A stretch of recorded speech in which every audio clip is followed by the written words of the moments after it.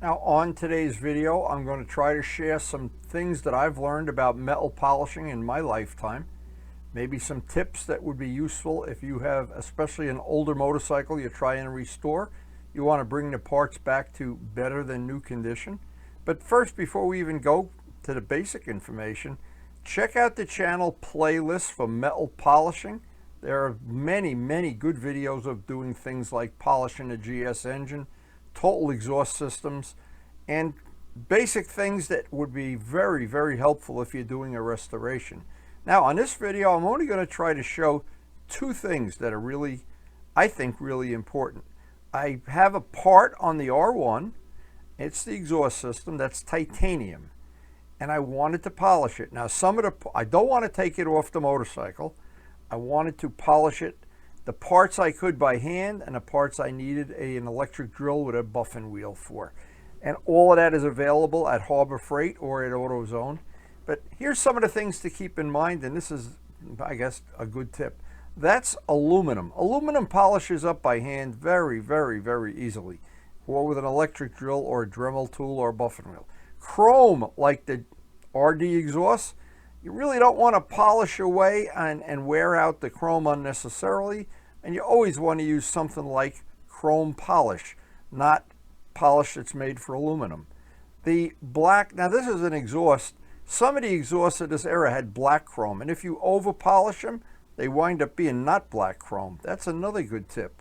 Now, some of the things like the mufflers that I've done a lot of these on video, they roll out on that playlist feature. What happens, you could polish it over and over, and the metal will just come back up every time. Stainless steel, this is part of the FZR exhaust. Stainless steel polishes up beautifully. Again, they make stainless steel polish. They make polishes for everything. I did the whole swing arm on the Ninja, and I made a dedicated video. Again, it's out there on the channel. These are things to check out. But today's video is just dealing with the basics of polishing up a titanium exhaust. I think this is useful information. This is how I did it. Now, in my humble bike collection, there are several bikes that have titanium parts. Titanium is a lot harder than aluminum to polish, but it stays polished a lot longer once you polish it. Steel is probably the worst. It rusts up almost instantly sometimes. But titanium is a lot better if you spend the time to polish it. And any real good polish, Blue Magic, Meguiar's, Mother's, they all make polishes. For aluminum, the same polish that works on aluminum will usually work on titanium pretty well. I get my stuff from AutoZone or from Amazon.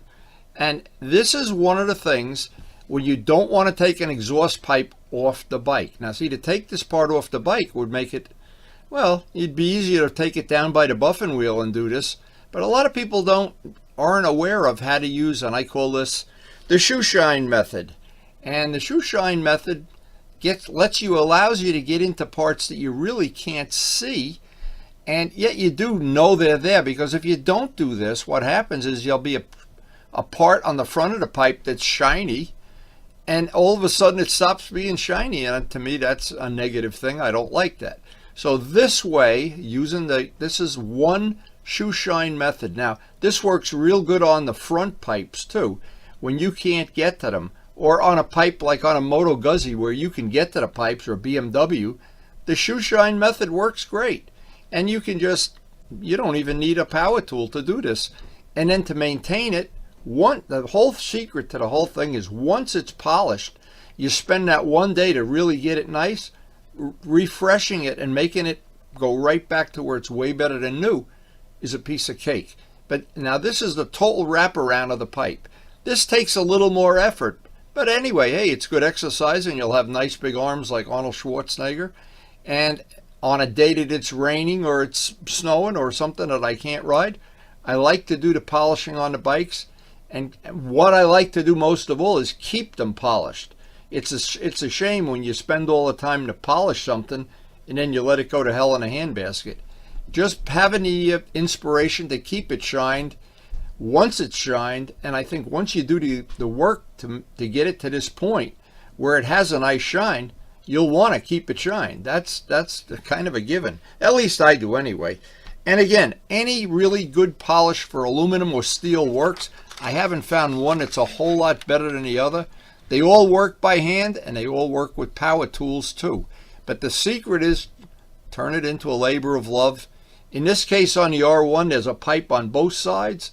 And to do both of these pipes, yes, it is a labor of love. The hardest ones to do are the ones up under the front of the bike. And I like to do them anytime I take the front wheel off to basically change a tire, or in the case of this bike, I painted the wheels. Once I have the front wheel off the bike and it's up on a lift, up on a come along, getting in at the pipes is a piece of cake. Again, much easier to do when the front wheel is off the bike for maintenance or tires or whatever, is to get in there either with the electric drill or with the shoe shine method that works for me.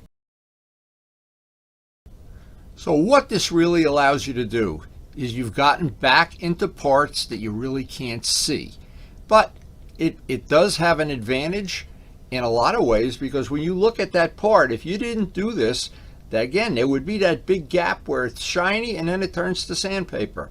Well, by doing it this way, you avoid that, and it has the look of that you've taken it off the bike and taken it to the buffing wheel without having to take it to the buffing wheel. But there is, of course, extra labor when you do it by hand.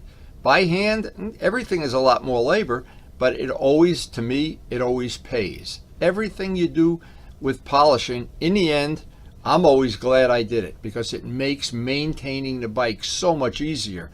And especially if you come back from a ride where it's salty. Now here I'm polishing up the aluminum cap on the master, the rear brake cylinder. And the aluminum, yeah, it polishes up a little bit easier than titanium, but on the other hand, it dulls out in a month or two. Well, all the brackets that I made, this is an exhaust system I made that is on the bike, and I had to make the brackets. I made them out of aluminum, and they need constant maintenance. But I don't mind the maintenance, because I love the fact I come back from a ride where the roads are wet or salty or dirty, and I can clean the whole bike up in a fraction of the time it would take as if I had everything on the bike flat black or flat or rough. But just keep in mind that any part you can take off the bike, the option it gives you when you take it off, you can get the parts you can't get if you don't take it off. You can also go to the buffing wheel, and where it'll be a little bit quicker than using the electric drill. But even using the electric drill, it's a great way to do this. So even on the R1, these are little parts that just come off with a few fasteners. Take them right down to the buffing wheel. But the exhaust system, taking it off is a lot of work, so I like to use the shoe shine method. And on parts I can take off the bike, and it's good to know which you can and which you can't, doing them by hand works better. And while the parts are off the bike and you can run them down to the buffing wheel, boy, it just makes that much work and so much easier. And once I'm done with the shoe shine method, now these are the drill with all the attachments that I can get from Harbor Freight. This is going to allow me to do the spot that you actually see. The part you actually see where it's going to pick up light from the sun or from the lighting available. And then that part I can do with the drill. I can get at it. It's very easy, especially the front. The front pipes I can get in with that buffing pad. But I know I've got the whole pipe done all around too, and I won't have that what I call the edge where it's polished and it's not polished. And boy, on bikes that you can get to the exhaust system very easily, like the 650 that I have, it makes it so much easier. And on older bikes like the old Hondas and my GS, the exhaust system was part of the whole look of the bike. And once it starts to rust, and whether it's steel, chrome, titanium, aluminum, having these parts polished, they just keep a bike looking new long after the time when you think, oh, this is going to be an antique that's rusty and everything. I have bikes in the collection that are over 40 years old now, and I like to think they look better than if they were still at the showroom. Now, that's probably not true, but keeping them polished, keeping a good coat of wax on everything.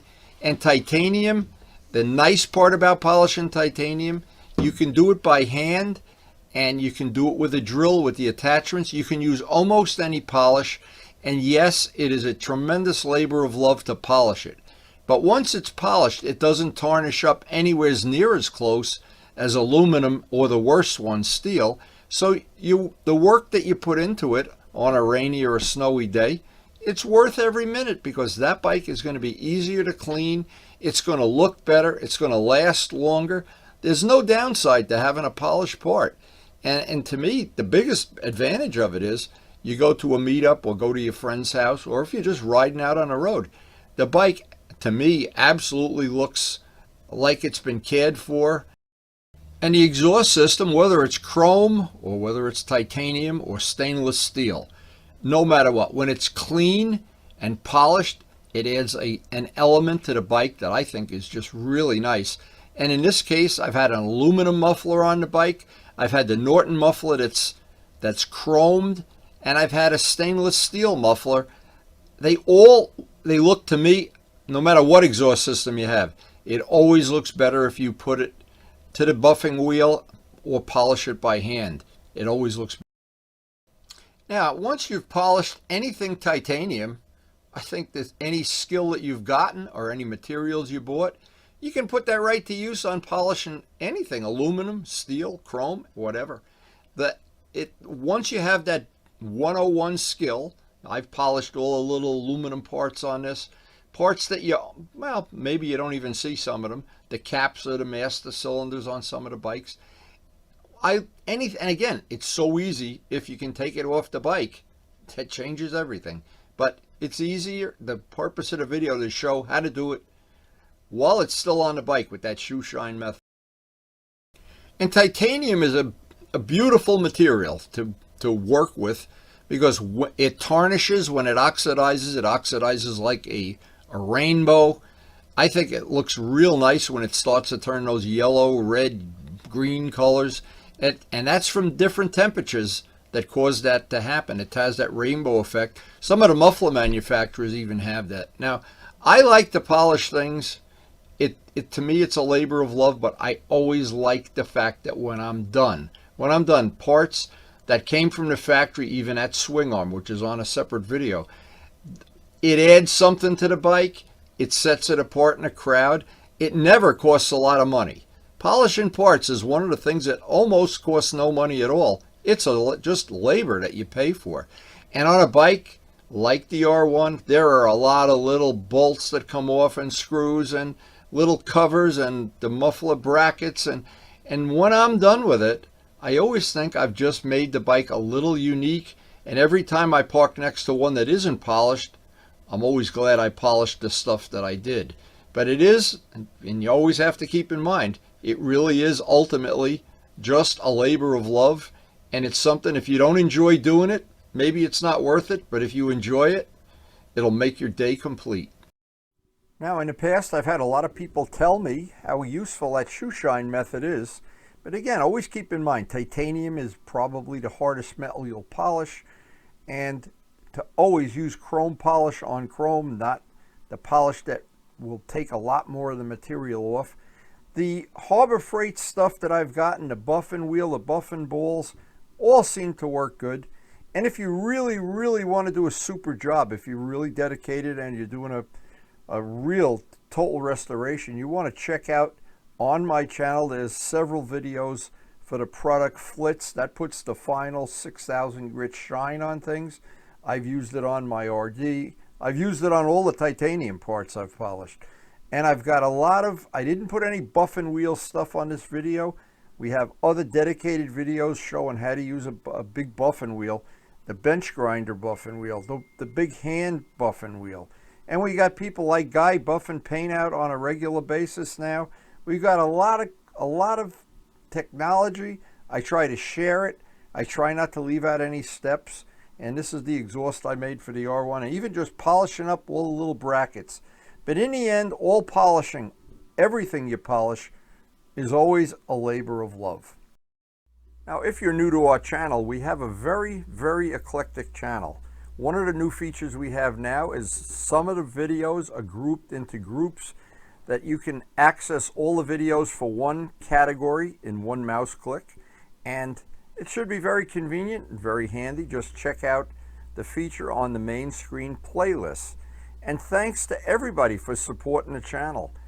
We appreciate your support, and it makes this channel possible with all the things we do, the painting, the wheels, the polishing. And please take a second or two and hit the like button.